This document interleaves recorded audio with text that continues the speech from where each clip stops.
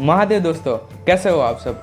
आज मैं आपको पर्शियन माइथोलॉजी के एक खतरनाक जीव की कहानी सुनाने वाला हूँ या फिर उसके बारे में थोड़ी बातें बताने वाला हूँ, जिसका नाम है मेंटिकोर। मेंटिकोर को आपने कभी ना कभी तो मूवीज में ज़रूर देखा होगा या फिर इस जीव के बारे में आपने ग्रीक माइथोलॉजी और इजिप्टियन माइथोलॉजी के साथ साथ हिंदू माइथोलॉजी में भी ज़रूर सुना होगा।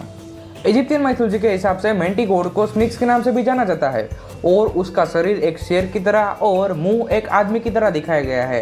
इजिप्टियन माइथोलॉजी के हिसाब से मेंटिकोर यानी कि स्फिंक्स को एक देवीय जीव भी बताया गया है। अब हम जानेंगे कि ग्रीक माइथोलॉजी में मेंटिकोर को किस रूप में दिखाया गया है। तो ग्रीक माइथोलॉजी के अंदर मेंटिकोर को किमेरा के रूप में दिखाया गया है, जो एक फीमेल माइथोलॉजिकल मॉन्स्टर है और किमेरा का शरीर एक शेर की तरह और किमेरा के दो मुंह दिखाए गए हैं, यानी कि एक सिर शेर का और दूसरा बकरी का।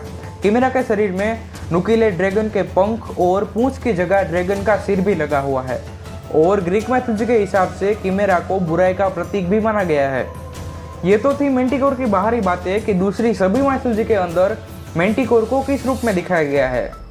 पर अब हम ईरानी माइथोलॉजी यानी कि पर्शियन माइथोलॉजी के हिसाब से मेंटिकोर की फिजिकल एबिलिटीज और उसकी पावर्स के बारे में जानेंगे। तो पर्शियन माइथोलॉजी के हिसाब से मेंटिकोर का शरीर तो एक शेर की तरह ही दिखता है, पर उसका सिर एक आदमी के जैसा दिखता है और इसी वजह से वो शेर की तरह दहाड़ भी सकता है और इंसानों की तरह बोल भी सकता है।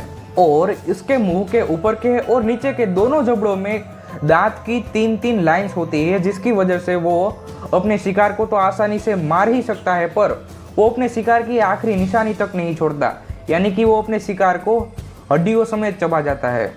अब हम बात करेंगे मेंटिकोर की पूंछ के बारे में। तो कई प्राचीन किताबों में उसकी पूंछ की जगह जहरीले बिच्छू की पूंछ या फिर ड्रैगन का सिर भी दिखाया गया है और प्राचीन किताबों के हिसाब से मेंटिकोर की हाइट 10 फीट और उसका वजन 11,000 पाउंड तक बताया गया है। मेंटिकोर की एक और खासियत के बारे में बता देता हूँ कि वो अपनी पूंछ की मदद से जहरीले कांटे भी छोड़ सकता है और वो इंसानों की तरह बोल भी सकता है।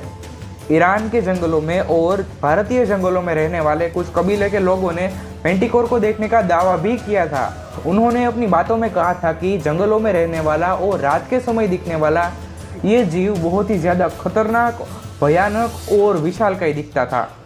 उन कबीले वालों ने तो ये भी कहा था कि रात के समय उसकी चमकती लाल आंखें बहुत ही ज़्यादा भयानक दिखती थी और वो अपने शिकार में 4 से 5 जंगली गायों का शिकार करके खा जाता था।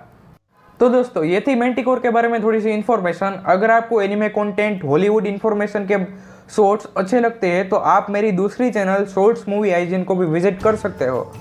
तो मिलता है अगले वीडियो में, तब तक के लिए हर हर महादेव।